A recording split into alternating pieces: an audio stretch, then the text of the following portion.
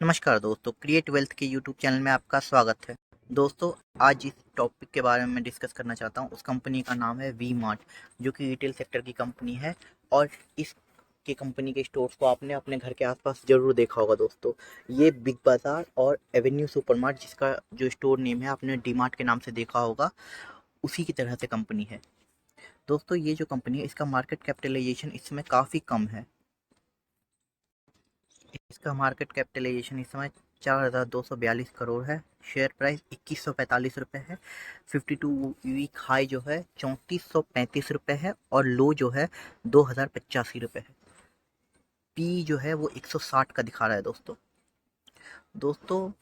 Book value की अगर बात करें तो 435 है। डिविडेंड ये कंपनी नहीं ही देती है एक तरीके से आप समझिए, क्योंकि 0.03% डिविडेंड ना के बराबर ही होता है।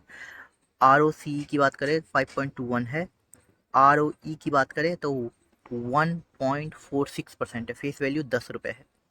दोस्तों, ये जो कंपनी है इसका मार्केट कैपिटलाइजेशन बहुत कम है और वैल्यू रिटेल की कंपनी है ये। मतलब जैसे कि आप देख पा रहे होंगे, ये वैसे प्रोडक्ट्स बेचती है जो कि रीजनेबल प्राइस पे होते हैं। लाइक फॉर एग्जांपल जैसे डी मार्ट होता है ना दोस्तों, ये सस्ते में सामान बेचते हैं, बल्क में ऑर्डर करते हैं, उसी टाइप की ये भी है। दोस्तों, ये जो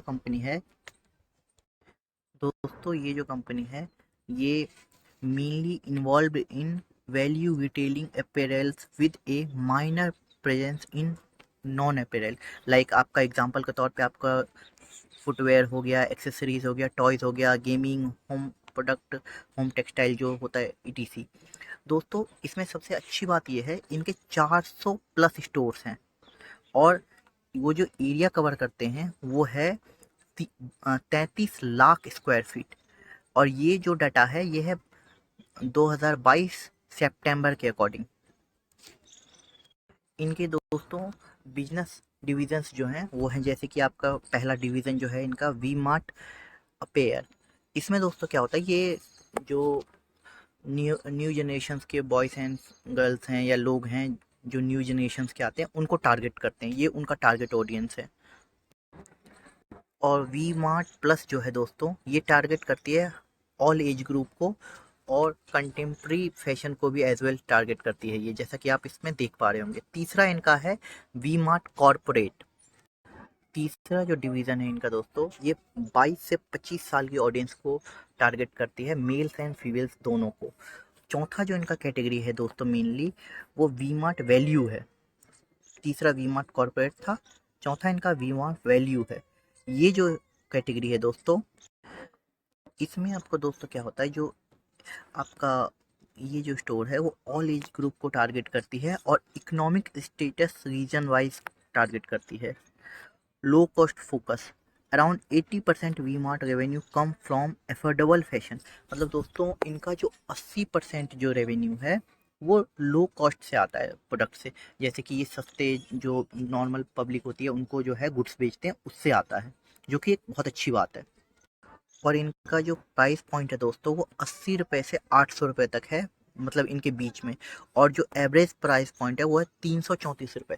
दोस्तों, इसमें एक बात और ध्यान देने वाली है कि ये जो इनका प्राइस पॉइंट है, जब इंडिया जैसे कि ग्रो कर रहा है धीरे धीरे, तो जब लोगों की इनकम बढ़ेगी और तो ये जो प्राइस पॉइंट है ये भी बढ़ेगा दोस्तों, क्योंकि लोग जो हैं वो भी ज़्यादा पे करने को राज़ी होंगे, वो भी चाहेंगे कि और ये अच्छे से अच्छा या और भी जो प्रोडक्ट हैं वो और भी एक्सप्लोर करें, तो इनका जो रेवेन्यू है उससे भी बढ़ेगा और जो इनका प्राइस पॉइंट है एवरेज वाला वो भी बढ़ेगा।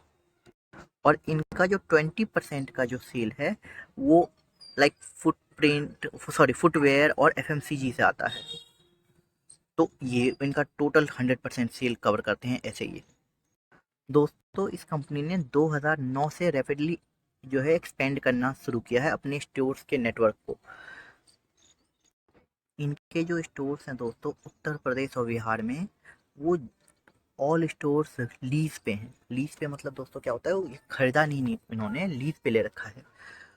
380 स्टोर्स में से दोस्तों 2/3 are located in Uttar Pradesh, Bihar, Jharkhand, Uttarakhand, मतलब इन 4 स्टेट्स में है।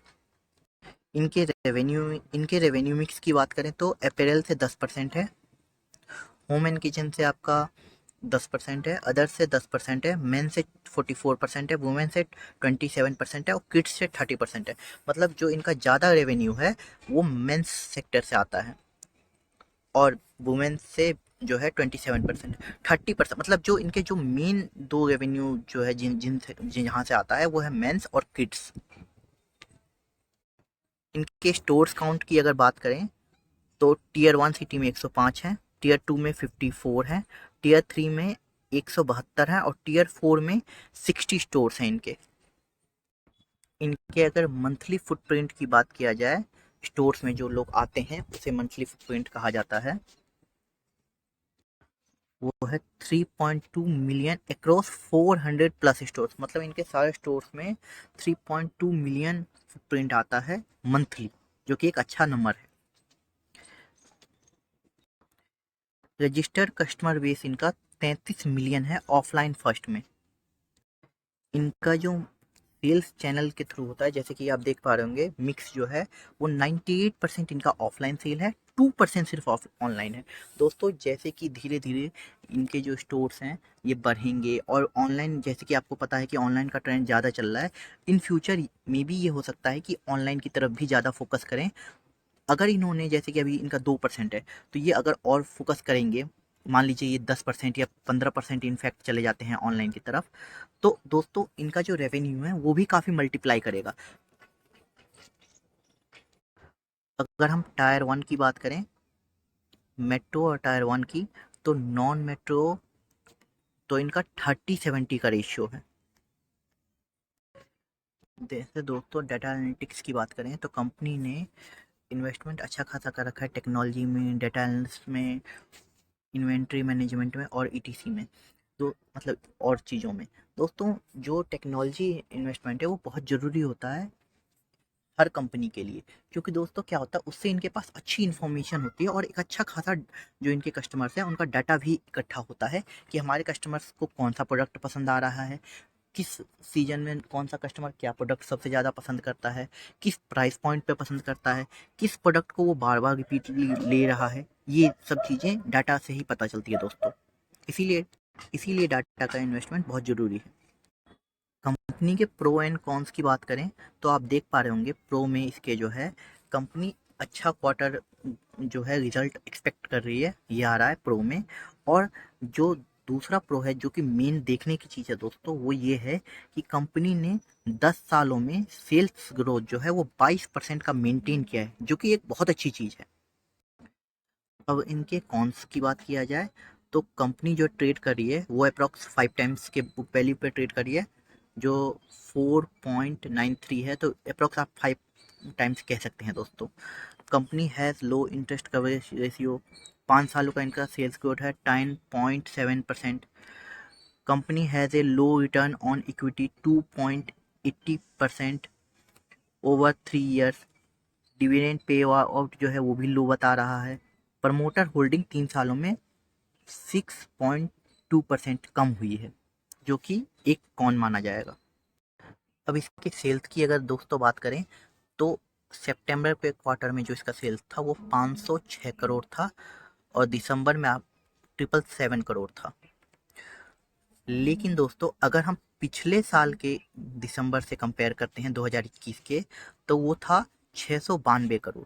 तो दोस्तों जैसा कि आप देख पा रहे होंगे, पिछले साल के दिसंबर से भी इस साल के दिसंबर में सेल्स बढ़ा था और पिछले क्वार्टर जो सितंबर का जो क्वार्टर था उससे भी इसका सेल बढ़ा था, तो सेल्स इसके बढ़ ही रहे हैं।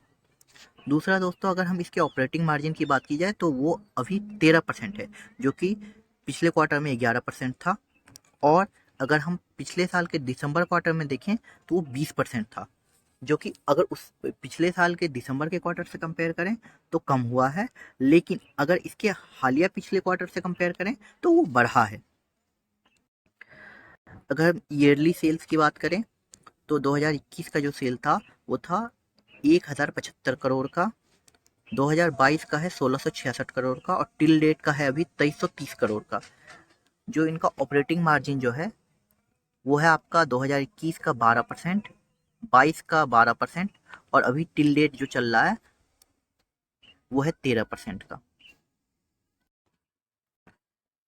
और अगर हम नेट प्रॉफिट की बात करें तो वो जो है दोस्तों, जैसा कि आप देख पा रहे होंगे, 2021 में -6 करोड़ था, 22 में 12 करोड़ प्लस में था, और टिल डेट अभी 26 करोड़ का दिखा रहा है।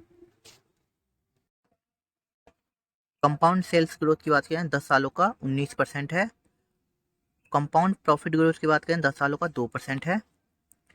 CAGR की बात करें जाए दोस्तों, ये देखिए CAGR का कितना अच्छा है, इतना गिरने के बावजूद 29% 10 सालों का।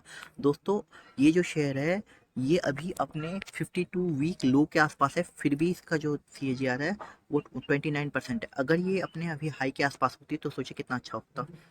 और इक्विटी की बात किया जाए, रिटर्न ऑन इक्विटी की, तो वो 10% है 10 सालों का। अगर हम रिजर्व की बात की जाए तो 2022 में इसका रिजर्व 830 करोड़ था, जो आपका मार्च का था, और सितंबर के क्वार्टर में 840 करोड़ हो गया। सितंबर के बाद दिया नहीं गया है। बोरोइंग की अब बात किया जाए तो पहले इसका जो बोरोइंग था वो 902 करोड़ था, और सितंबर में जो दिया हुआ दिखा रहा है यहाँ पे वो है 1202 करोड़। दोस्तों ये जो कंपनीज होती हैं इनको पैसे की रिक्वायरमेंट काफ़ी ज़्यादा होती है, तो इसलिए ये कंपनी बोरोइंग लेती रहती है, इनका रिजर्व के अकॉर्डिंग बोरोइंग ज़्यादा है। दोस्तों अब हम बात करते हैं होल्डिंग्स की। शेयर होल्डर जो है उनकी प्रमोटर जो है दोस्तों, उनकी जो होल्डिंग है इस समय वो है आपका 45.78%, जो कि पिछले क्वार्टर से कम हुई है। पहले थी 46.10%। और जो फॉरेन इंस्टीट्यूशनल इन्वेस्टर्स हैं उन्होंने भी अपनी होल्डिंग कम की है। वो पहले था 11.51% और अब है 11.18%, जो कि थोड़ा सा इन्होंने कम किया है। लेकिन डोमेस्टिक इंस्टीट्यूशनल इन्वेस्टर ने उन्होंने अपनी होल्डिंग को बढ़ाया है, जो 31.51 था वो 32.67 हो गया है। जो नॉर्मल पब्लिक होती है दोस्तों, उन्होंने अपनी होल्डिंग को घटाया है, क्योंकि वो 10.87% था, वो अब 10.36 है। दोस्तों जो हमारा रिटेल सेक्टर है वो इतने अच्छे तरीके से बढ़ रहा है, इन फ्यूचर जो है ये शेयर अच्छा रिटर्न दे सकता है। लेकिन दोस्तों ये एक बहुत ही छोटी कंपनी है, स्मॉल कैप है, आप देख ही पा रहे होंगे कि इसका जो मार्केट कैपिटलाइजेशन है वो भी काफ़ी कम है। तो दोस्तों अगर आप इसमें इन्वेस्टमेंट करना चाहते हैं तो अपने फाइनेंशियल एडवाइज़र से ज़रूर एक बार सलाह मशवरा कर लें, उसके बाद करें। मेरे अकॉर्डिंग ये कंपनी दोस्तों एक अच्छी कंपनी है, लेकिन कोई भी डिसीजन लेने से पहले एक बार आप अपना डिसीजन सोच के उस पर रिसर्च कीजिए और अपने फाइनेंशियल एडवाइजर से सलाह लीजिए। दोस्तों अगर मेरे दिए गए जानकारी आपको अच्छी लगे तो प्लीज़ मेरे वीडियो को ज़्यादा से ज़्यादा शेयर करें, लाइक करें और मेरे चैनल को सब्सक्राइब करें। धन्यवाद दोस्तों।